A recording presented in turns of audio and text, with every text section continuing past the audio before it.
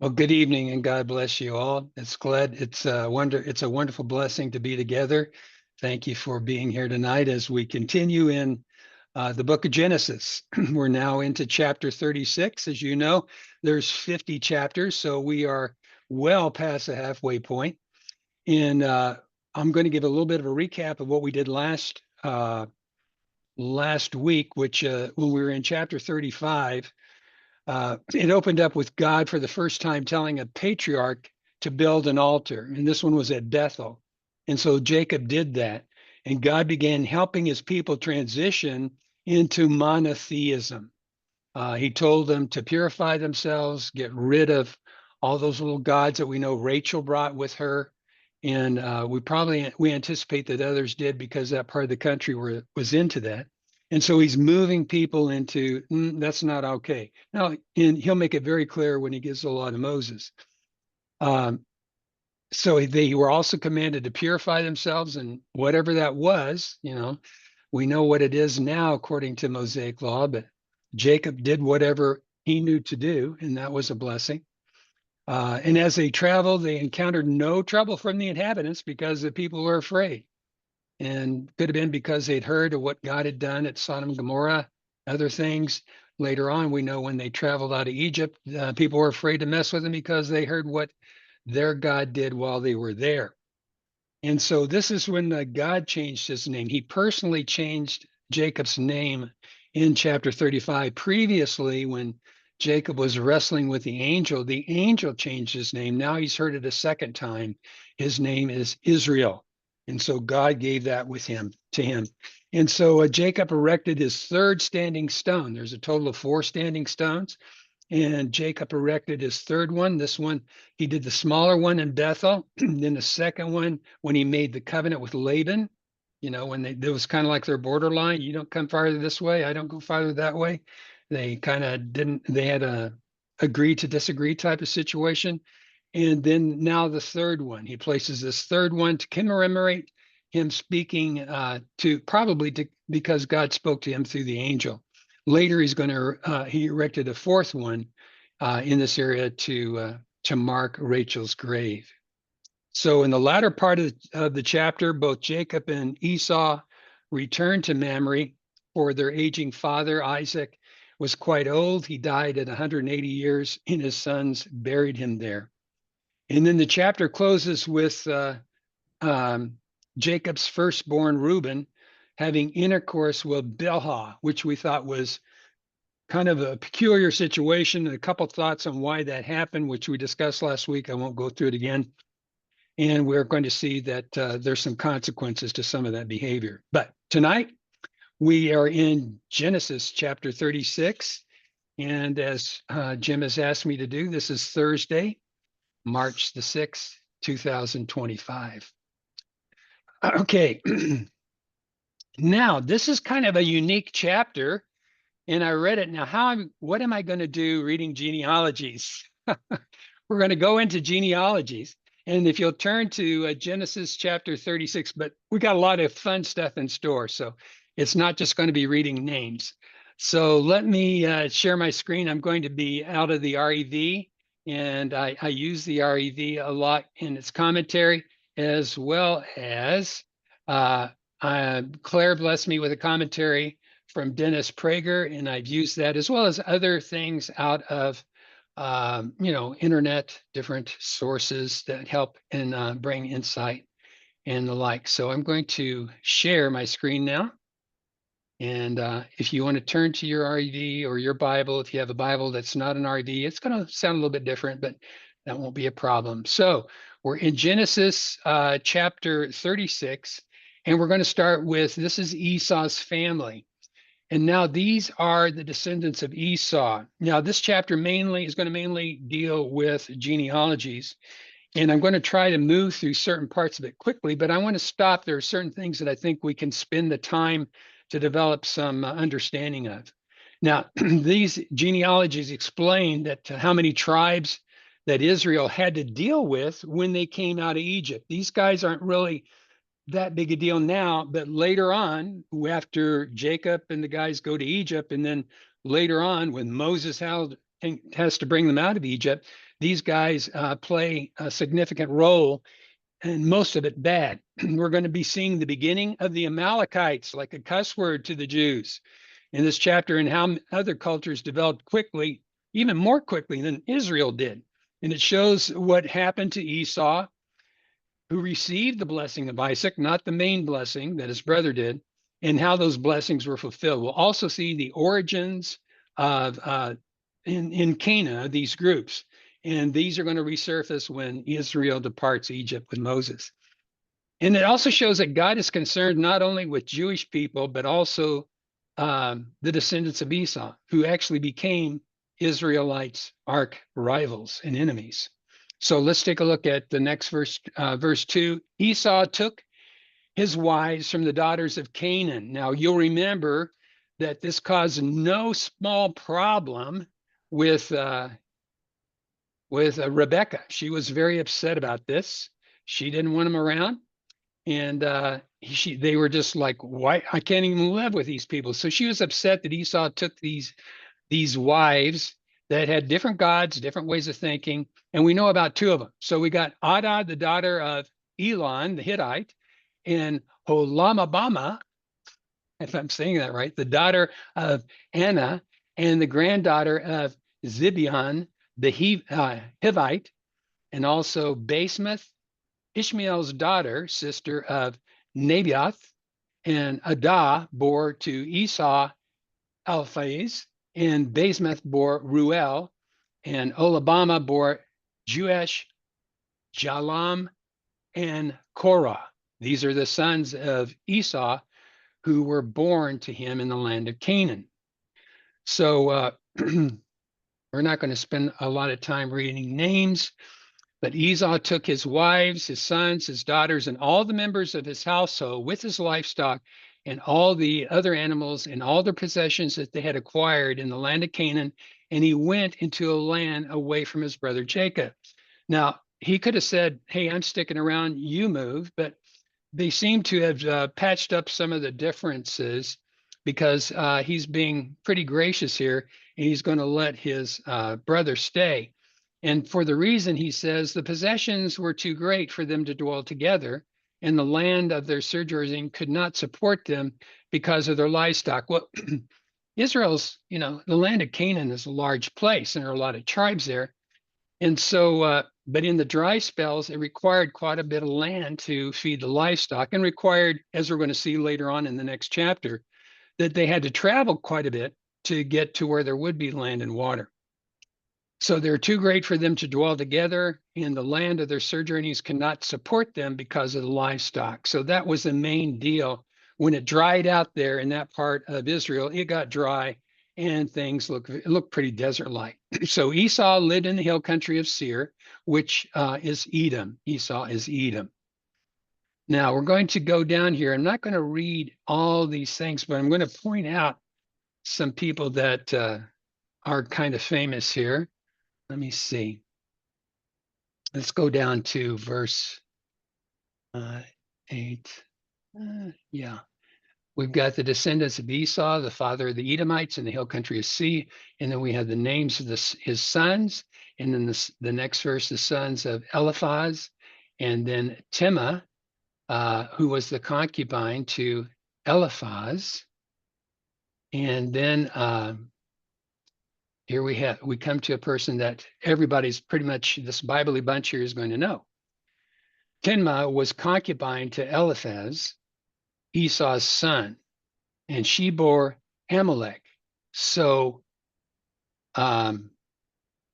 this is Esau's grandson, Amalek.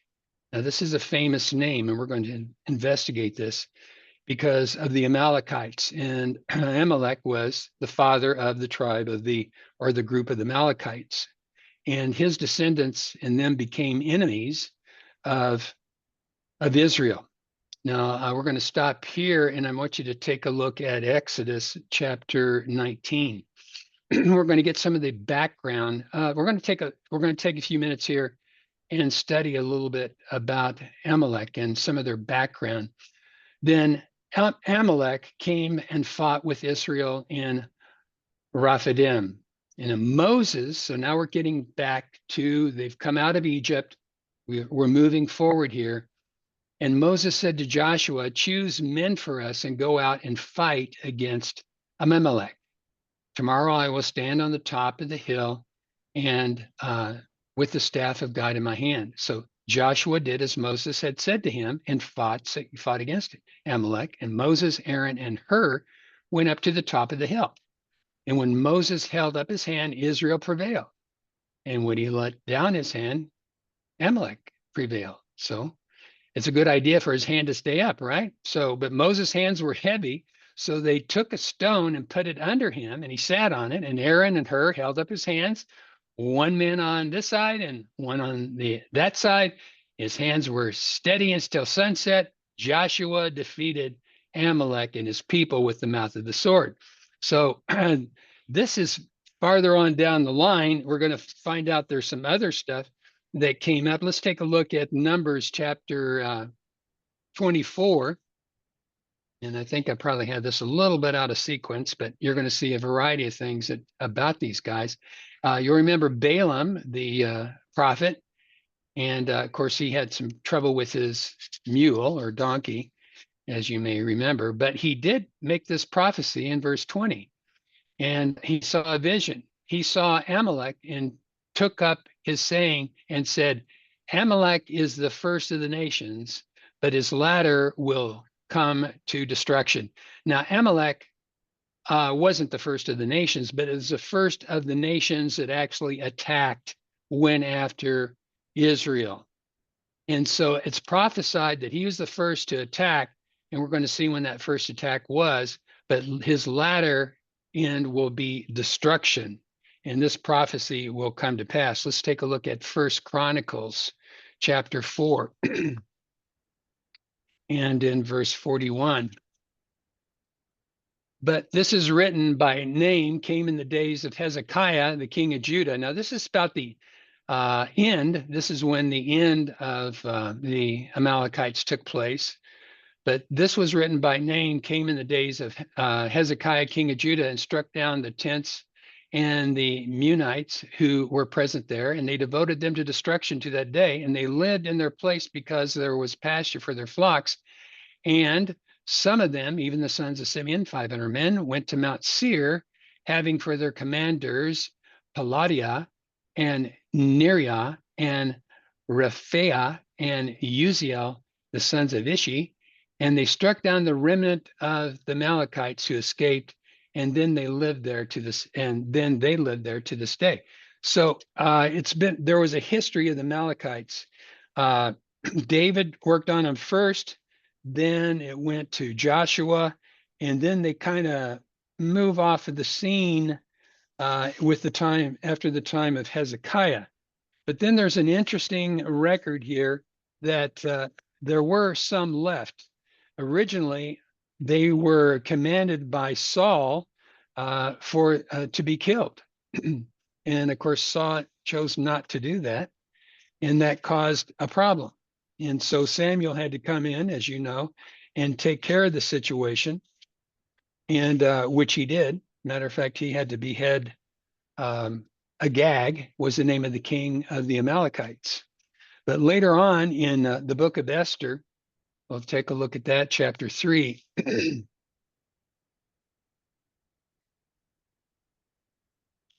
In verse 1. So this gives you a little bit of setting here. This is in Persia. After these things, King Ahasuerus promoted Haman, the son of Hammedatha, the Agagite. Now, an Agagite is a descendant of Agag. Agag was the king of the Amalekites at one time. Now, he was killed, but yet now we have a descendant of him showing up here. So you're thinking, well, if they killed everybody, how come this guy showed up? And I thought that's a darn good question. There's got to be an answer to it. So I'll give you the answer that John Shainite says, and this is out of the commentary. We know that Saul killed the Amalekites as recorded in Samuel 15. He did not kill all of them because there's still Amalekites in the reign of David. And then back in David in Samuel, if you want to look at that, that's where David works on the Amalekites. And since Agag was the king of the Amalekites during the time of Saul, it makes sense that, like most kings, they would have had more than one wife and would have had quite a few sons. And those sons would have been princes, and most likely, at least some of them would have acted as under rulers to Agag and lived in cities scattered around the Amalekite kingdom. So that's one idea on how this could have occurred. But let's go ahead and read what Haman did. And it says, and he advanced him, the king advanced Haman and set his seat of honor above all the officials who were with him. So Haman is a pretty big deal in Persia. And in verse 2, all the king's servants who were at the king's gate kneeled down, bowed down to Haman, for the king had commanded that concerning him. But Mordecai did not kneel down or bow down. Now, background of Mordecai, the name of the book is Esther, and Mordecai seems to be the uncle of Esther. And of course, they're Jews. And so he did not bow down to Haman. And then the servants who were in the king's gate said to Mordecai, why do you disobey the king's command? Now, when they spoke daily to him and he did not listen to them, they told Haman to see whether Mordecai's reason would stand, for he had told them that he was a Jew. Okay, well, later on, we're going to see where Mordecai gets pretty upset about that. But he thought it beneath him to put forth his hand against Mordecai alone, for they had made known to him Mordecai's people. So Haman sought to destroy all the Jews who were throughout the whole kingdom of Assuerus, even all the people of Mordecai. So Haman has got a bent to annihilate all the Jews. Now, why does it? Well, this was a big deal to him that he didn't get bowed down to, but then why didn't Mordecai bow down to him? Well, we find out that, we just read up here, he's an Agagite, which makes him an Amorite. And we're going to see that God didn't really care for these guys. And we're going to look at a few more reasons here. Let me see.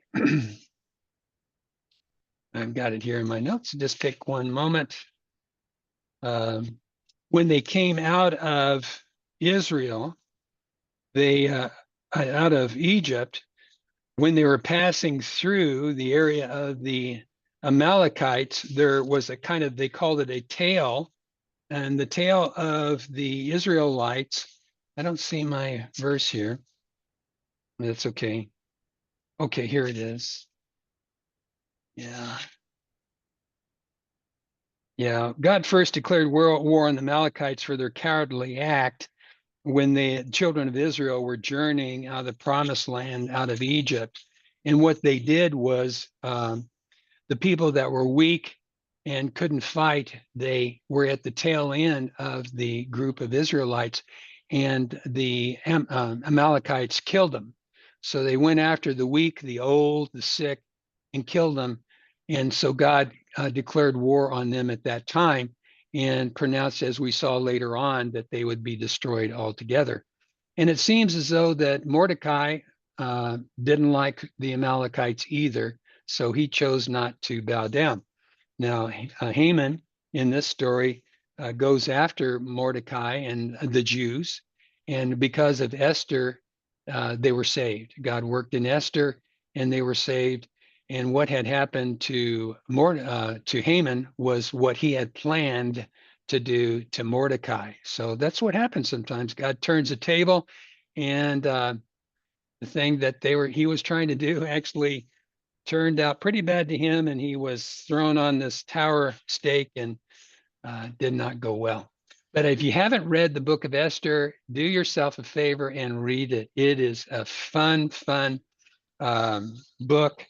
And I think you're going to take the time to get in there. I think you'll really like it.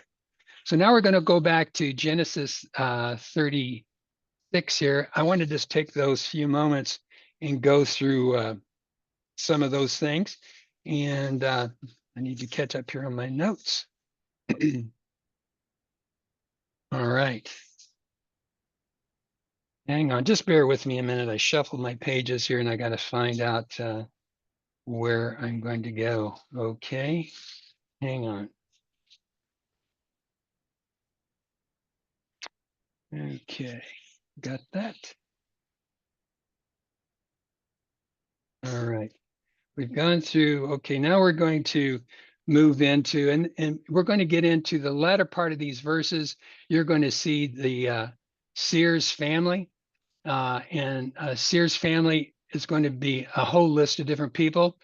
And I'm not going to take the time to read all these people and try to pronounce their names, but this gives you Sears family, which he was a Horite who was of the word is, the name is Hivi. And so you have Ham, Canaan, and Hivi, and this is the son of Hivi. So these are older. Goes back to the time of Noah and his ark and his sons, Ken, Ham, and Japheth, the Shem, Ham, and Japheth. And then on the Ham side, we have Canaan, who was a bad guy as a result of what his father did. And a lot of bad things occurred in that family.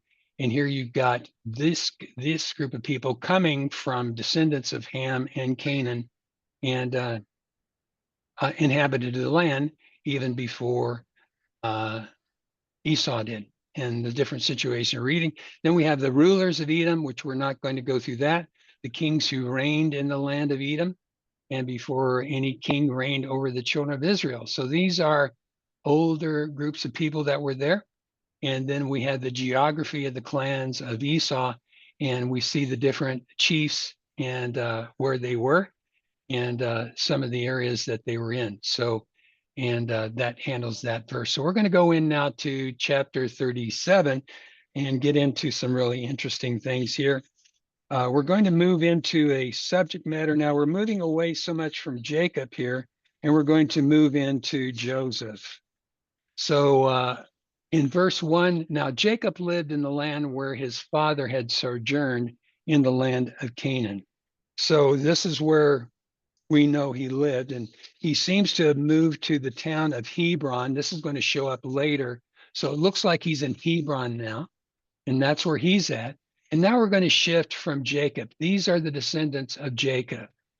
Now, in this, we're going to continue with the subject of Joseph for the rest of the book of Genesis. And this is going to be an amazing deal. You know, there's going to be some drama, as you can see here in chapter 2.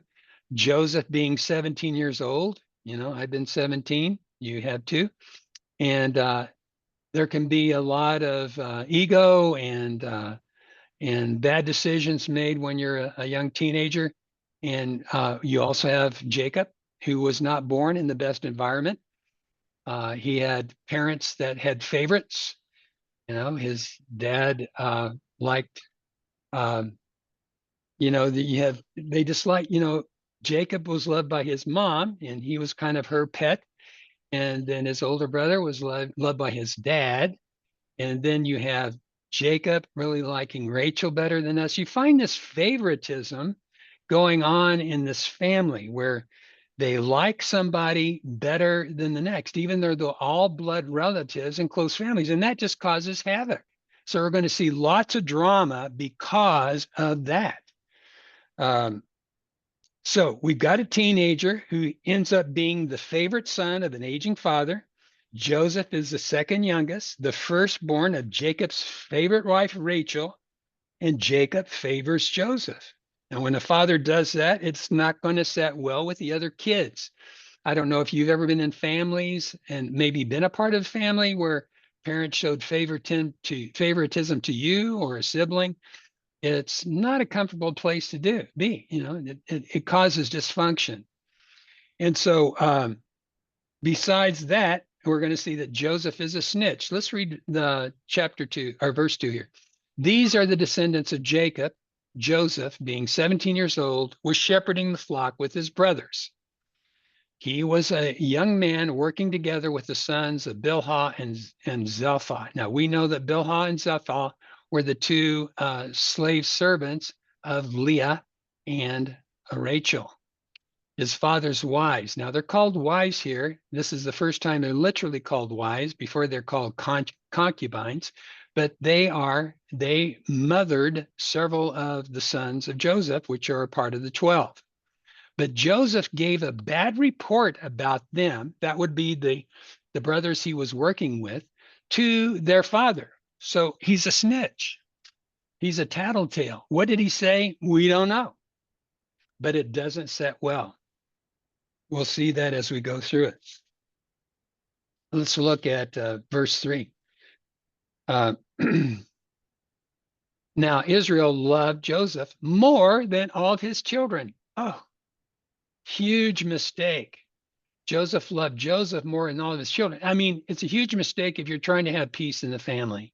And because he was the son of his old age, well, he was the son of his old age would have been Benjamin, but this was the closest to that. And we don't know how much after Joseph Benjamin was born. Maybe he wasn't too young to be out and working, but he just showed favoritism. And so what he did, he made him a multicolored tunic. Did he make it for the brothers as well? No, he didn't. He just made it for Joseph. And of course, that didn't set well. So Jacob loving Joseph the most was the second reason the brothers hated him. You know, he was a clear favorite, and apparently Jacob made no effort to disguise his favoritism. And this caused a lot of chaos. And there seems to be a history of this. Jacob's own father favored his older brother Esau, and his mother favored him. And we see the difficulty this favoritism caused the family. And Jacob didn't learn that. He didn't see that from his own family, apparently. And that's not uncommon. And sometimes we have to make our own mistakes. And I can say I sure have, and maybe you have too, where we don't just learn from the mistakes of others, which would be the wisest way to go at life. But in this case, he didn't. And so we have a problem here. And so let's go on here. And in verse 4, but when his brothers saw that their father loved him more than all his brothers, they hated him and could not speak peaceably to them. So they got a lot of drama in the family.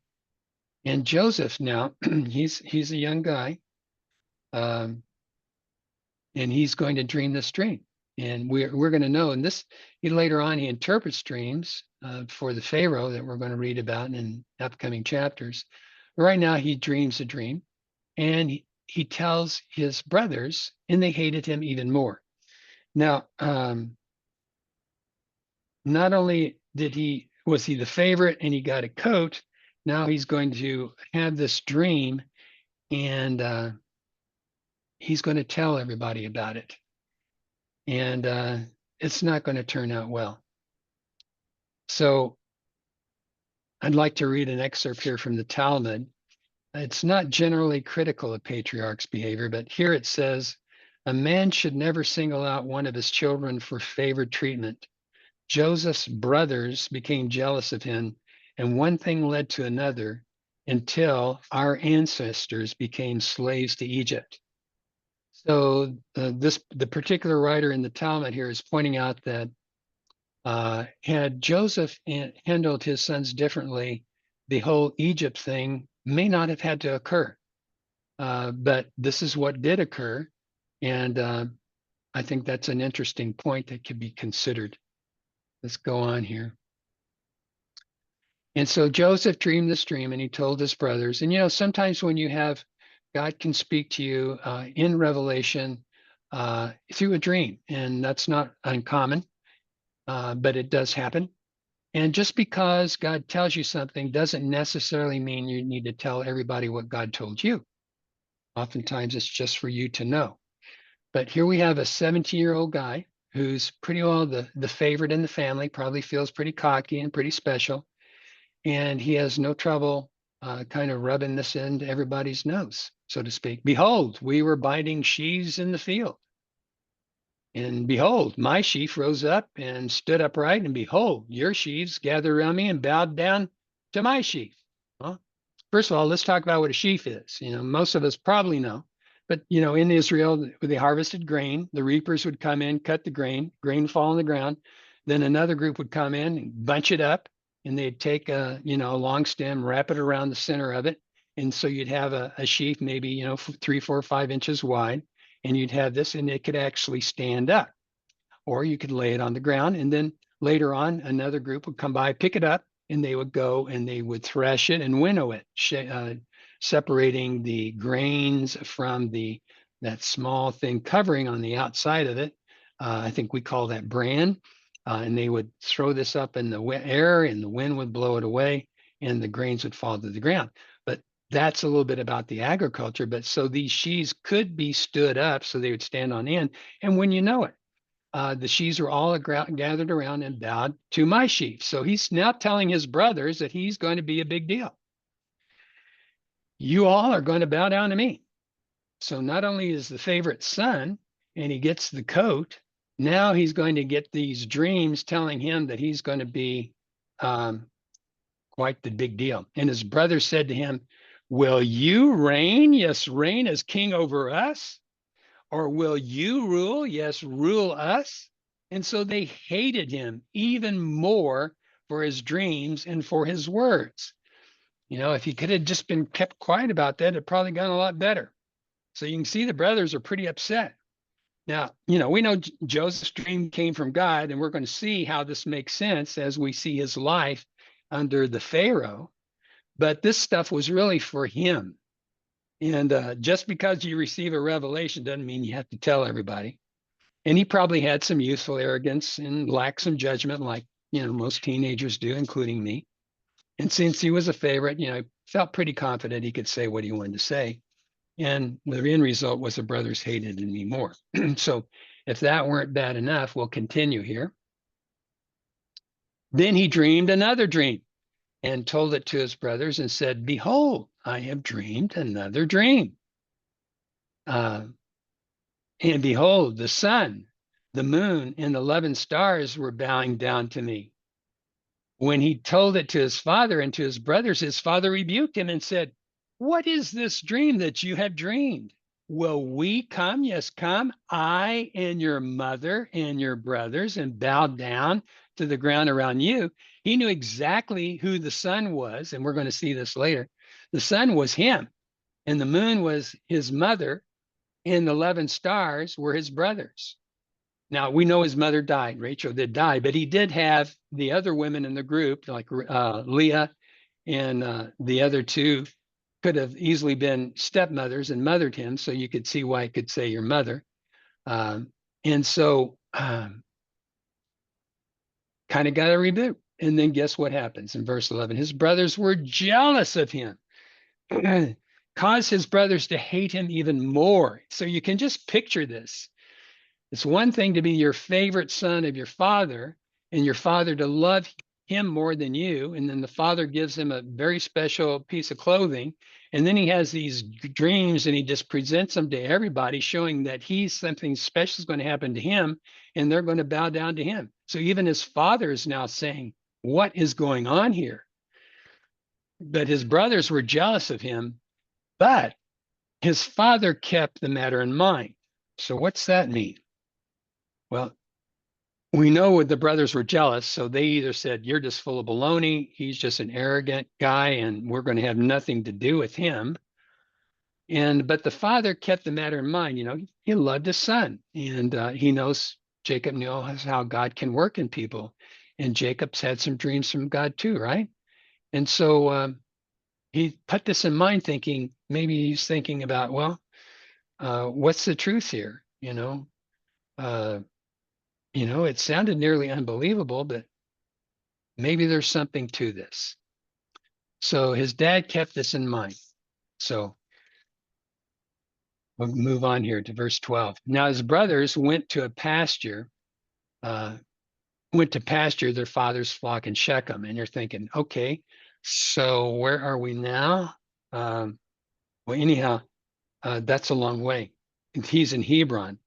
So Jacob is in Hebron, and they're shepherds, and so they wandered around the promised land a lot, always in search of the best pastures for their flock. And we know about this because we know about Abraham and Lot and how they had to divide up their livestock and go into different areas to provide food for their flock.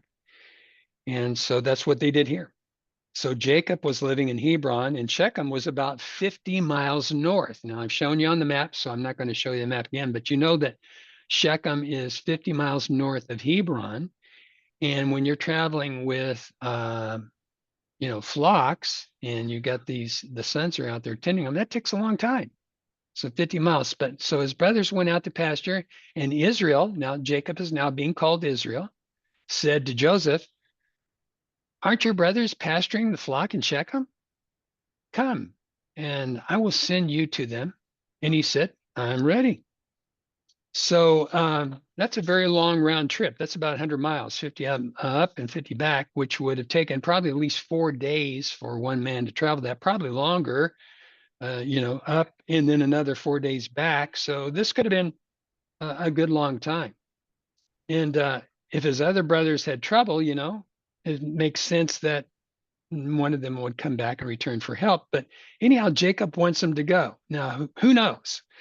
Maybe Jacob wanted Joseph to spend some time with his brothers, and maybe peace would occur if he got to spend more time. And maybe he didn't realize how hostile the brothers were to him. But anyhow, the text doesn't tell us. So we don't know exactly, other than he sent them to see how the brothers were doing. And that's what he did. And Joseph said, "I'm ready." And so Joseph goes. So we continue in verse 14. So he said to him, "Go now and see whether it is well with your brothers and well with the flocks," which we just read. "And bring back word to me."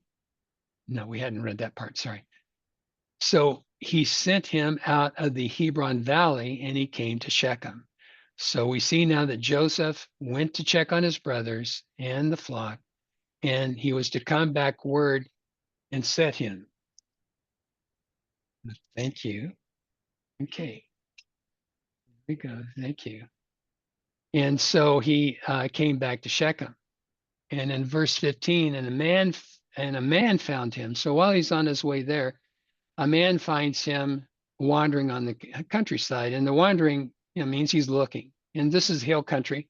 And it would make sense that he's wandering, because when you're in the hill country, the flocks and sheep could be on the other side of the hill and you wouldn't even know it. So he's wandering around looking, and this man comes and asks him, "What are you looking for?" And so he tells him he's having difficulty. And the man happened to know this is kind of a godly situation. He says, "Well, they left here. In fact, I heard them say, 'Let's go to Dothan.'" And so Joseph went after his brothers and found them in Dothan. Now, Dothan is even another 15 miles north. So we're getting a long ways from Hebron. And so let's see what happens as he approaches his brothers. And in verse 18, "And when they saw him from a distance, and before he came close to them, they conspired against him to kill him. They said one to another, 'Look, this master of dreams is coming.'" They're mocking Joseph. The brothers probably didn't believe the dreams had any validity to them. And they're saying, "This master of dreams will fix him." And so they plot in verse 20. "So now come and let us kill him and throw him into one of the cisterns, and we will say, 'A wild animal has devoured him.' And then we will see what will become of his dreams." Well, that will put them to an end. They didn't want to hear any more from their younger brother.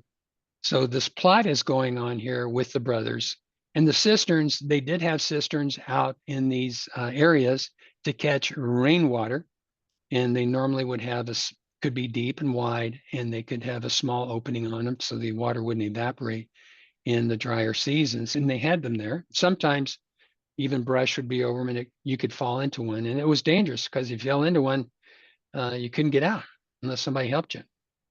But Reuben is the eldest, as we know. He did some not so good behavior, but Reuben here wants to come through. He heard it, and he delivered him out of their hands and said, we must not take his life. Now, Reuben's the oldest. His dad's getting old. When his dad passes, he will be the head of the family. He will be held accountable if anything happens to Joseph. So we don't know that he necessarily loved Joseph more than the rest of them then, because they were all, it says they all hated him. But here he's, he's starting to think clearly and says, no, I'm not going to let this happen. So we go on in verse 22, and Reuben said to them, shed no blood. Throw him in the cistern that is there in the countryside, but do not lay your hands on him. In other words, don't kill him, so that he could deliver him out of their hand to return him to his father. He said this so he could go back to the cistern, get him out, and get him back home to his dad, so he wouldn't, any more problem wouldn't happen to him. So that was Reuben's thinking, and he didn't express that to the rest of the group.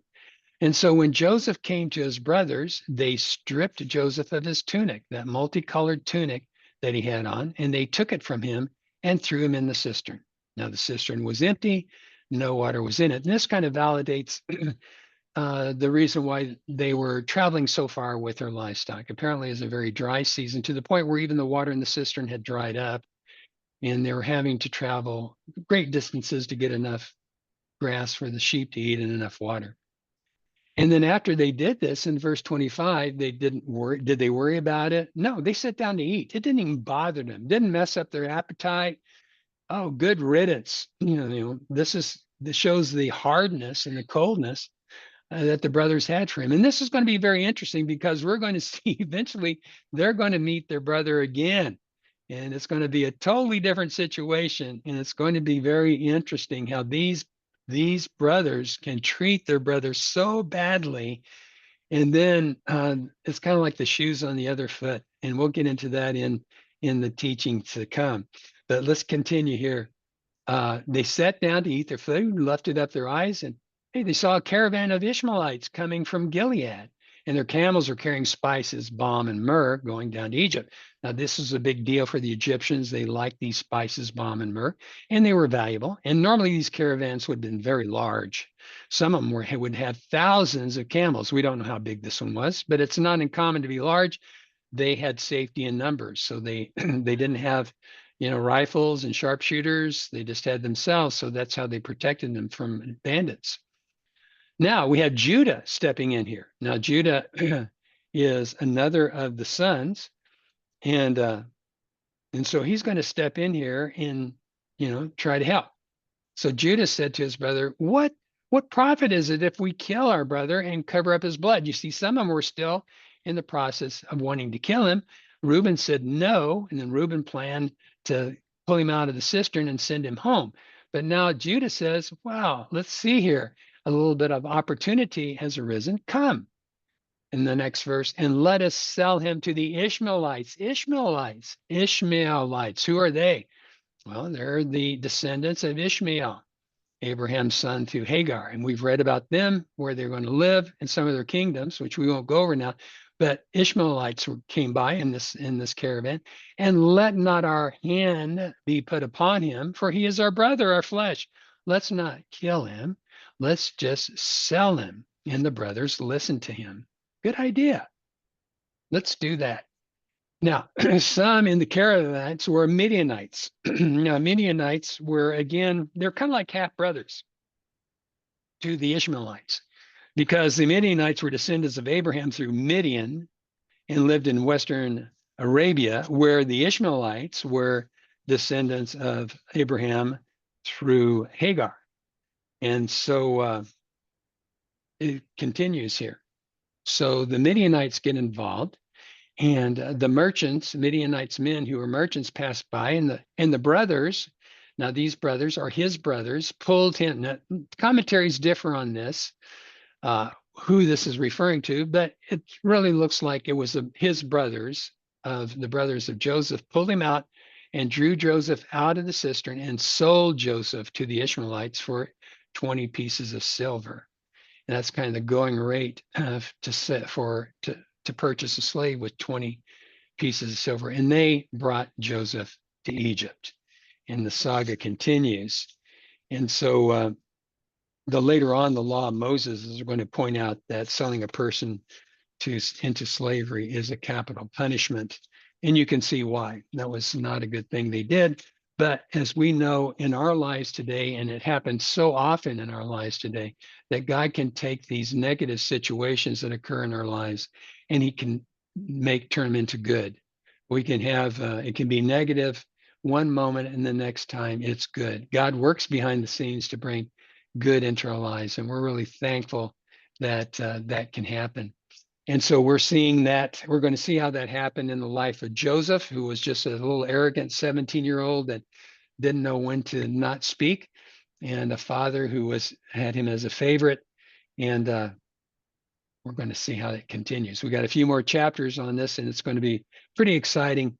And these are wonderful truths. Once we're done with this, all of us are going to have a very solid foundation of truths in the Bible, especially in Genesis. This thing will stick with you. You'll be surprised how these stories stick with you, and you'll be able to call upon them. And when you're just dealing with daily life and you're thinking, what's the best thing to do in this situation? You can go back to these thoughts and you can see right ways of handling stuff and wrong ways. And these can be very, very, very instrumental in helping us to become wise. So Heavenly Father, thank you for the wisdom that's in your scriptures, how we can learn from them, what not to do, what to do, how people are just human. You do not cover for their frailties, their weaknesses, the wrong things they did. We know that the law of Moses had not been given yet, but yet we'll see how these laws will develop to correct some of the situations that we see occur. And thank you for how we can just read these records and learn from them. Thank you for the hearts of the people here tonight. Thank you for their dealing with me and me teaching the word with them. And thank you for their humility. So bless this group tonight. Thank you for a wonderful night and a great weekend in the name of Jesus Christ. Amen.